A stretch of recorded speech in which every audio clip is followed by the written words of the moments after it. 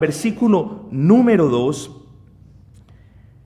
donde dice: díganlo los redimidos de Jehová, los que ha redimido del poder del enemigo. Y vemos que a pesar de que este salmo resalta la ayuda providencial de Dios para con los hombres, en general los hombres no celebran, los hombres no agradecen. Los hombres sienten que es casi una obligación de Dios el haberlos salvado. Los hombres sienten que es casi una obligación de Dios el darles el pan de cada día. El hombre de hoy en día siente que Dios tiene la obligación de proveerlo, de darle salud y de muchas otras cosas. Y esto también es algo totalmente errado. El llamado aquí en el segundo versículo es ¿para quiénes? ¿Para todos? No, para los redimidos de Jehová. Todos lo pueden alabar, pero no todos lo quieren alabar. Pero el llamado, una vez más, es para los redimidos del Señor. ¿Por qué? Porque no puede haber un redimido, genuinamente una persona transformada, un corazón cambiado, que no manifieste su agradecimiento al Señor a través de la alabanza. Y no a través de cantar, sino a través de honrar al Señor por medio de una vida santa. Eso sube delante del Señor como olor fragante delante de Él. Entonces el llamado es para los redimidos. Y estas liberaciones las vamos a ver, esta ayuda divina que nos muestra este salmo, son sombras o tipos de bendiciones espirituales. Vamos a encontrar en el Salmo 107 5 divisiones, 5 tipos de situaciones y 10 razones para alabar al Señor. Es un salmo maravilloso, hermanos. Es un salmo maravilloso. ¿Cuáles son estas 5 situaciones? Se las voy a enumerar nomás. Primero, nos muestra a aquellos que han sido redimidos de la cautividad. El segundo grupo son aquellos viajeros como perdidos en el desierto. Tercero, nos muestra al grupo o la situación de aquellos prisioneros que están en cárceles de hierro. 4, nos muestra enfermos. Y quinto, nos muestra un grupo de marineros temblando en medio de la tormenta. Entonces tenemos los que han sido librados de la cautividad, los que están caminando por el desierto, los que están aprisionados en prisiones de hierro, los que están enfermos y aquellos marineros que están temblando en medio del vasto océano, arriba y abajo, y sus piernas tiemblan. Vamos a ver estos 5 grupos y de cuán bien nos representan a nosotros antes de haber degustado la gracia divina. Miremos el versículo 2 del Salmo 107 una vez. Díganlo los redimidos de Jehová. Y miremos el versículo 4. Anduvieron. Miremos el versículo 10. Moraban. Miremos el versículo 13. Los que descienden al mar. Mas sin embargo está hablando en el pasado. Está diciendo, todos los redimidos del Señor alaben al Señor. Sin excepción alguna, alaben al Señor. Pero pasa a recordar de dónde nos ha sacado el Señor. El primer grupo entonces, o vamos a ver primero la razón inicial.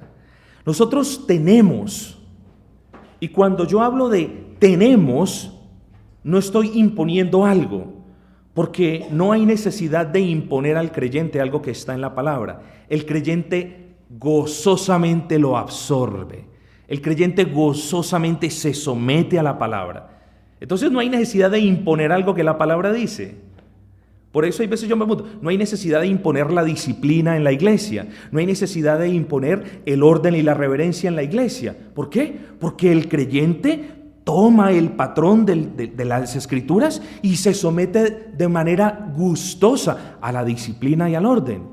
¿Por qué? Porque en ninguna parte de la palabra, ni en el Antiguo ni en el Nuevo Testamento, hay destellos de indisciplina, ni de desorden, ni de algarabías dentro de las iglesias. Eso es lo que nosotros discutimos, eso es lo que nosotros arguimos en todo momento. Entonces no hay necesidad de imponer algo. Veamos la primera razón por la que el creyente está gozoso de alabar al Señor. Y eso lo encontramos en el versículo 1.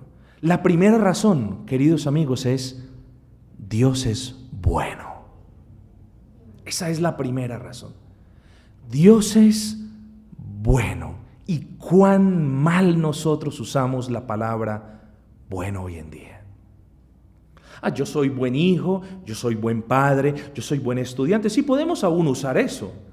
Pero la palabra buena o bueno en las Escrituras claramente de una descarta al hombre. En el Salmo 14, versículo 3 nos dice: todos se desviaron a una sola voz, todos se desviaron. No hay nadie que haga lo bueno, no hay tan siquiera uno. En el corazón de los hombres hay perversidad. En mayor o menor grado hay perversidad. En nosotros los redimidos aún hay perversidad. No hay nadie bueno. ¿Qué es bueno? Bueno es que sea perfecto. ¿Y quién de nosotros es perfecto? Cuando las Escrituras nos dicen en el Salmo 14, no hay nadie bueno, nos descarta a todos nosotros. Si tú crees que eres buen padre, si tú crees que eres buen vecino, si tú crees que eres buen hijo, déjame darte la mala noticia: no eres bueno. Ninguno de nosotros es bueno. Porque somos imperfectos. Porque toda nuestra bondad está sucia por el pecado que habita en nosotros. Pero Dios es bueno. Entonces, cuando alguien te diga, tú si eres muy buena persona, cuestiónate y dile, quizás no lo soy, porque soy un vil pecador delante de los ojos de un Dios que es bueno. Soy un vil pecador delante de los ojos de un Dios que es bueno. Dios es bueno porque Dios es clemente y no nos ha pagado conforme nuestras obras. ¿No es esa bondad? ¿No es mucha bondad que nosotros merezcamos morir eternamente y que el Señor no nos pague conforme nuestras obras, si es que hemos confiado en Él, si es que hemos creído en Él? ¿No es esa una bondad pura? Por supuesto que sí. Dios es bueno porque Él es misericordioso. No se mueve Dios a diario a aliviar el dolor de una humanidad caída.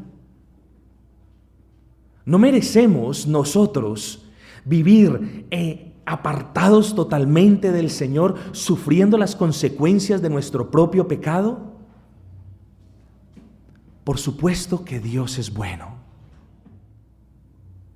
Dios es el buen Cordero, el Cordero sin mancha, el Cordero sin pecado. En Dios no hay error.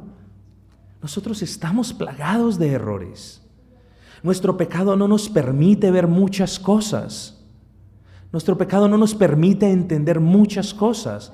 Solamente Dios es bueno. Y Dios es bueno porque en Él no hay pecado alguno.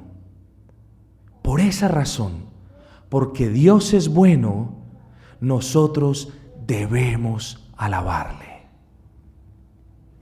Por esa razón, nosotros debemos alabarle. Versículo 4: anduvieron perdidos por el desierto, por la soledad sin camino, sin hallar ciudad en donde vivir, hambrientos y sedientos, su alma desfallecía en ellos. Ese es el grupo de aquellos que están perdidos en el desierto. Y esos, queridos amigos, somos nosotros. Esos somos nosotros. Perdidos en el desierto, perdidos en una tierra donde no había alimento para nuestras almas, perdidos en una tierra donde todo era esterilidad, en una tierra donde nada daba fruto, donde muchas veces buscábamos del Señor y volvíamos al mismo valle de lágrimas, donde no había contentamiento alguno porque no estaba el Señor. Esos éramos nosotros, personas perdidas en el desierto. Pero clamamos y el Señor nos escuchó. ¿No es esa mucha ¿No representa eso la bondad del Señor? Que habiendo estado muertos, sedientos y hambrientos, ¿no nos ha dado el Señor vida? ¿No nos ha dado el Señor en Cristo el pan de vida que ha alimentado nuestras almas? Por esa razón debemos adorar al Señor. ¿Tú crees que cuán grande es el amor del Señor? Que tú, vagando por este mundo, sin vida alguna, hambriento y sediento, el Señor ha suplido toda la necesidad. Toda la necesidad. No solamente te ha librado de la muerte, no solamente te ha dado de comer espiritualmente, sino que te ha sustentado y aún te sigue sustentando. Dios es bueno. Por eso debes alabarle. Por eso debes honrarle. ¿No es ese muy hermoso? Un segundo motivo, una segunda razón para adorar al Señor con nuestras vidas. Dios es bueno. Y continuemos viendo más razones. Veamos dentro de este segundo grupo, dentro de este segundo grupo, una tercera razón para alabar al Señor.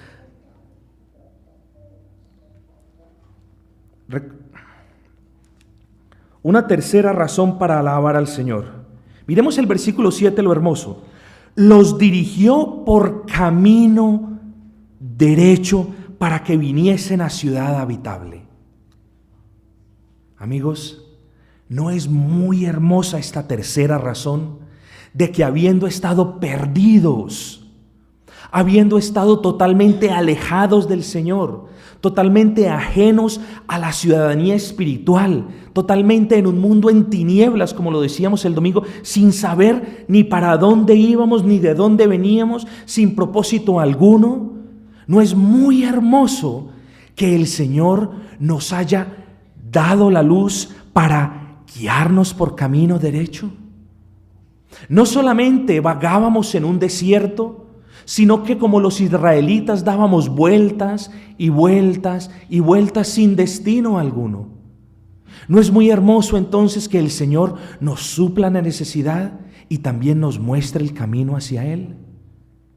Esa es una tercera razón para alabar al Señor. Que Dios nos ha guiado por camino derecho.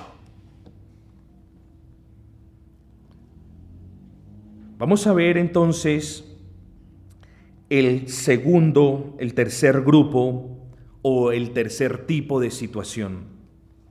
Esto se refiere a aquellas personas que estaban en cadenas, en prisiones de hierro. Y para ello les pido que vamos a ver la cuarta razón por la que debemos adorar al Señor. Vamos al versículo 14, se lo ruego. Los sacó de las tinieblas y de la sombra de muerte y rompió sus prisiones. ¿Cómo rompió sus prisiones? Miremos entonces el versículo 16. Porque quebrantó las puertas de bronce y desmenuzó los cerrojos de hierro. Estábamos no solamente alejados del Señor, no solamente moribundos, hambrientos, sedientos, perdidos. No solamente el Señor nos ha dado de comer, sino que ha enderezado nuestros pasos, sino que el Señor nos libra de la esclavitud del pecado. Eso hace el Señor en la conversión. Nos libra del poder del pecado. Continuamos pecando, desafortunadamente a causa del pecado que hay en nosotros, pero ya no somos más esclavos del pecado, ya no somos más ciudadanos de Egipto, de ese Egipto que representa el pecado. Ya no estamos más bajo la potestad ni bajo el dominio del pecado. ¿No es esa sola una razón suficiente para adorar al Señor? Que el Señor haya desmenuzado las prisiones de la esclavitud en la cual tú estabas. ¿Cuál era la esclavitud en la cual tú estabas? La pornografía, los vicios, el alcohol, las drogas, la inmoralidad, las mentiras, el orgullo, ¿En qué vicio tú estabas? ¿Cuál era el vicio que era ese grillete de hierro a tus pies que no te permitía dirigirte hacia Cristo? ¿Cuál era ese grillete? Porque recuerda que mientras tú estabas allí tras esa reja de hierro y aprisionado en grilletes de hierro, no podías ir hacia la luz. Estabas inhábil de ir hacia la luz. ¿No es una razón muy hermosa que nosotros ahora podemos ir hacia la luz porque el Señor, versículo 16, quebrantó las puertas y desmenuzó los cerrojos? ¿No es una razón suficiente que alabemos al Señor?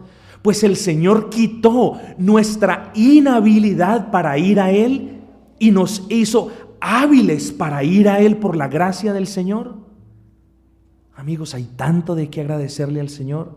Y sin embargo, cuando una persona le pregunta a otra, ¿tú eres agradecido con el Señor? La respuesta del 90% es, yo todos los días le agradezco al Señor por el alimento y por mis hijos y por mi vida. Bueno, eso no es ser agradecido con el Señor. Eso es darle las gracias como se la tienen que dar todos los habitantes de esta tierra. Ser agradecido con el Señor es honrar al Señor en nuestras propias y con nuestras propias vidas. ¿Por qué? Porque estamos en una deuda eterna. Porque habíamos estado moribundos y nos da de comer. Porque habíamos estado perdidos y endereza nuestros pasos. Y porque habíamos sido prisioneros y Él ha roto, ha quebrantado las puertas de bronce. ¿No son esas razones suficientes para alabar al Señor? Veamos el otro grupo y continuemos viendo las razones bíblicas del por qué un creyente tiene, no por obligación, sino por ese sentido profundo de gratitud, que alabar al Señor a través de una vida consagrada y santificada a Él. Miremos el cuarto grupo, los enfermos. Versículo 17. Fueron afligidos los insensatos a causa del camino de su rebelión y a causa de sus maldades. Su alma abominó todo alimento y llegaron hasta las puertas de la muerte. Estaban enfermos. Y no es una enfermedad física. Su alma abominó todo alimento. Cuando la palabra se predicaba, su alma la aborrecía. Cuando la palabra venía al pueblo, ellos la despreciaban. No querían alimento espiritual. Preferían nutrirse de las porquerías de este mundo, de las ideas erradas de este mundo. Estaban enfermos. ¿Esto no nos representa a nosotros? En algún tiempo cuando aborrecíamos las cosas del Señor y cuando aborrecíamos la palabra del Señor y cuando la Biblia era un mero libro abierto en el Salmo 91 en medio de nuestras casas. ¿Esto no nos representa a nosotros cuando nosotros estamos enfermos en nuestras almas? Totalmente equivocados. Estar enfermos en el inglés es una palabra muy fuerte. Estar indispuesto en inglés significa o se dice estar ill. O sea, uno está indispuesto. Pero cuando a usted le dicen que tú estás enfermo, you are sick, estás hablando de una enfermedad grave o de una enfermedad mental. ¿Acaso nosotros no estábamos también enfermos en ese extremo cuando no conocíamos del Señor? ¿Acaso nosotros no creíamos que los dioses eran aquellos que estaban en ciertos lugares? ¿Acaso nosotros no participábamos en desfiles cuando se cargaban estatuas de yeso y cuando se adoraban? ¿Eso no es enfermedad? ¿No es enfermedad nosotros el haber despreciado la palabra viva por ir detrás de una estatua toda una tarde, creyendo que así uno iba a ganar el favor de Dios? ¿No es eso enfermedad? Claro que lo es. Pero miren la misericordia del Señor. Esa es la otra razón. ¿Por qué? 20. Envió su palabra y los sanó. El Señor es el médico de nuestras almas. El Señor es el doctor de nuestras vidas. cuando nosotros estamos sedientos y hambrientos, cuando a causa de nuestro pecado no queremos nada, el Señor es quien ha venido y nos ha sanado nuestras almas. Por eso a Jesucristo nuestro Señor se le dice el médico de nuestras almas, el doctor de nuestras vidas. Y por supuesto que le podemos pedir salud física, pero ¿de qué nos gana ser saludables en cuerpo cuando nuestra alma aún aborrece el alimento de vida? No es de mucho peso esta razón que nos invita una vez más a adorar al Señor. Él nos ha sanado, Él nos ha recetado la medicina en su palabra, Él mismo nos la ha dado y Él mismo se ha cerciorado de que obre en nuestros corazones. Qué hermosa esta quinta razón por la cual nosotros alabamos al Señor. El Señor Jesús es el médico de nuestras almas, quien nos ha salvado. Veamos la sexta razón. Y esta sexta razón entonces nos lleva al quinto y último grupo. Recuerden, el quinto y el último grupo es aquel representado por los marineros en alta mar, cuyas piernas tiemblan a causa de la tormenta. Vamos a leer el versículo 41. El versículo 29. Cambia la tempestad en sosiego y se apaciguan sus ondas. Luego se alegran porque se apaciguaron y así los guía al puerto que deseaban. ¿No es esta otra razón? Y yo por eso les insto, queridos amigos y hermanos, a que cuando ustedes lean las Escrituras, no piensen que este estudio que yo les he traído es exclusivo para el pastor, que solamente el pastor lo puede ver en la palabra del Señor. No, yo les insto a que cuando ustedes lean de manera detallada y cuidadosa, porque estas mismas enseñanzas que yo les estoy comunicando a ustedes las pueden ver aquí. ¿Por qué? Porque hay grupos, hay secciones que ustedes, si leen detalladamente, pueden identificar.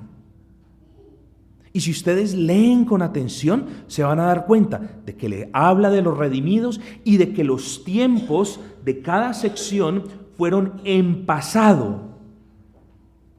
¿Ve? Y cuando entonces nosotros comenzamos a juntar estas notas, podemos entonces ver la pintura, el retrato completo. ¿No es muy hermoso entonces que el propósito de este salmo sea el de darnos pruebas fehacientes para que nosotros adoremos al Señor, le alabemos en verdad? Y este quinto y último grupo representa allí, decir como una sombra, a aquellos navieros, a aquellos marineros que estaban en medio de la tempestad y la tormenta. ¿No representa o no nos representa esto también a nosotros? Cuán tormentosas han sido nuestras vidas cuando estábamos lejos del Señor. Haz un poquito de memoria. Cuán tormentosas e insoportables eran nuestras vidas cuando estábamos lejos del Señor. Cuando estábamos lejos del Señor en medio de un mar que no parecía tener orilla alguna. Lejos del Señor, totalmente alejados del Señor. ¿Y qué hace el Señor? Aplaca la tempestad, calma las olas. Y eso es lo que ha hecho el Señor con nosotros.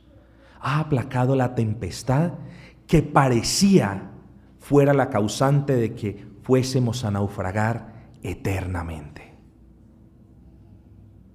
Piensen ustedes en la angustia de un pequeño barquito en medio de una gran tormenta. Y ponte tú en ese barquito y no hay nadie a tu alrededor. No hay nadie a 3,000 kilómetros de distancia. Estás en medio del océano y se larga una tormenta. Y las olas suben y te llevan casi hasta el cielo. Y bajan y te llevan casi hasta el infierno. Ponte en lugar de aquellos pescadores o de aquellos navieros que estaban allí. Bueno, ese literalmente eras tú antes de que el Señor calmara la tempestad. ¿No es eso razón de peso para que tú le alabes? Por supuesto que lo es. Hermanos, movámonos hacia la conclusión y recordemos el valor de clamar al Señor de una manera sincera, con un corazón humillado.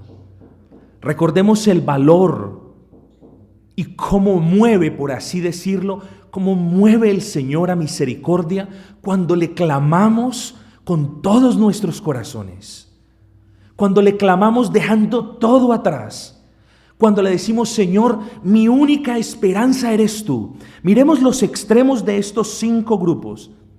En la cautividad, ¿quién podía librar el pueblo? Nadie, solo el Señor.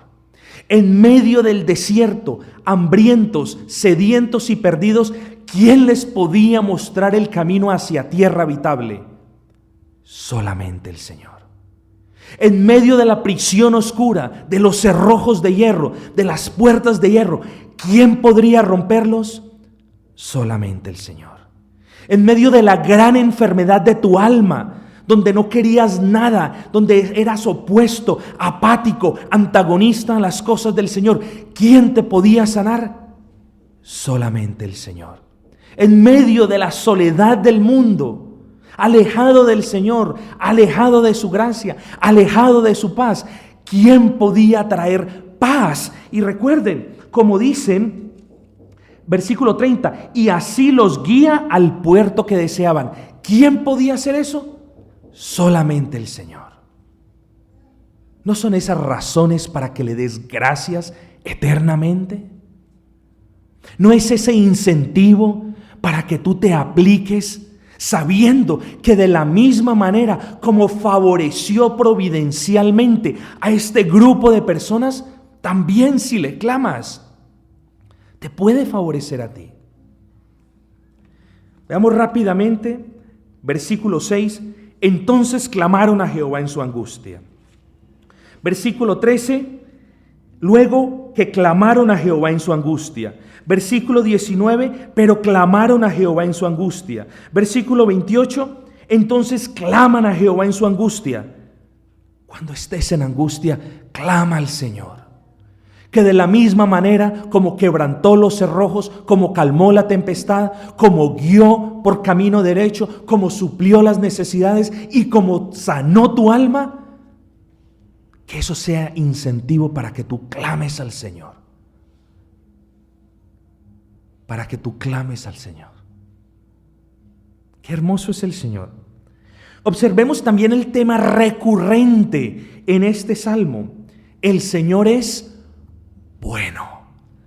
Versículo 8. Alaben la misericordia de Jehová y sus maravillas para con los hijos de los hombres. Versículo 15. Alaben la misericordia de Jehová y sus maravillas para con los hijos de los hombres. Versículo 21, alaben la misericordia de Jehová y sus maravillas para con los hijos de los hombres. Versículo 31, alaben la misericordia de Jehová y sus maravillas para con los hijos de los hombres. Si algo aprendemos aquí, aprendamos 2 cosas. Uno, a aclamar con un corazón sincero, y otro, a alabar al Señor por sus maravillas. ¿No es este salmo rico en contenido? ¡Qué hermoso es el Señor!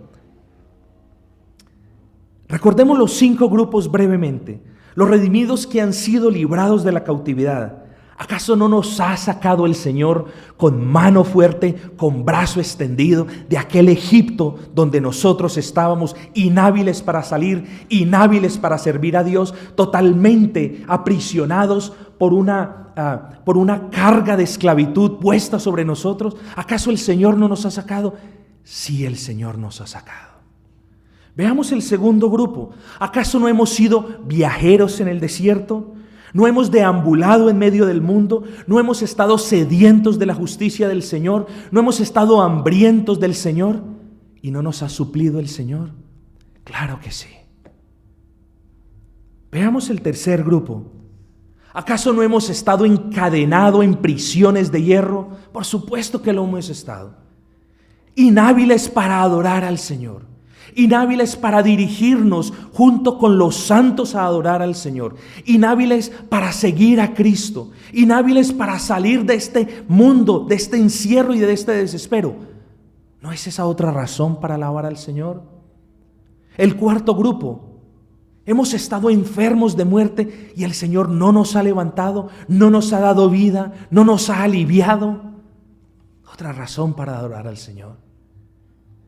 El último punto: ¿acaso no hemos sido marineros manejando de manera orgullosa nuestras propias vidas, diciendo es que yo hago con mi vida lo que quiero, es que yo tengo el timón de mi vida, es que yo manejo y llevo mi vida para donde yo quiera, yo hago lo que se me venga en gana? ¿Acaso no hemos tenido ese orgullo del marinero que ahora está llorando como un niño pequeño abandonado en mitad del mar? ¿Acaso eso no nos ha pasado a nosotros?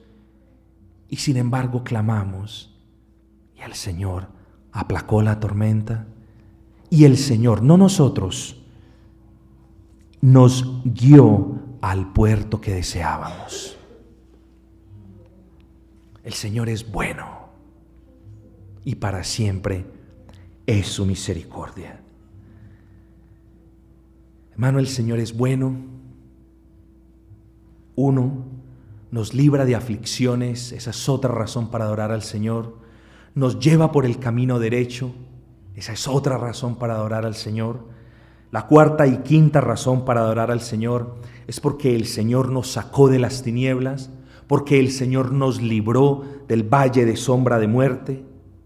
No es otra razón para adorar al Señor que el Señor rompió nuestras cadenas, nuestros grilletes. No es otra razón para adorar al Señor que el Señor trajo su palabra, alimentó nuestras almas.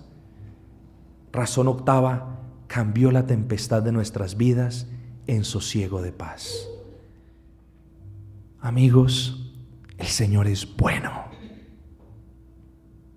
5 escenarios que describen el estado de nuestras vidas, 10 razones para alabar al Señor y un solo Dios bueno, que es el que ha hecho todo esto para con sus redimidos.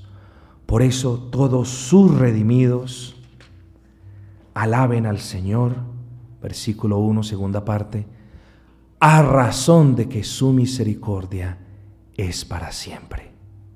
Amén.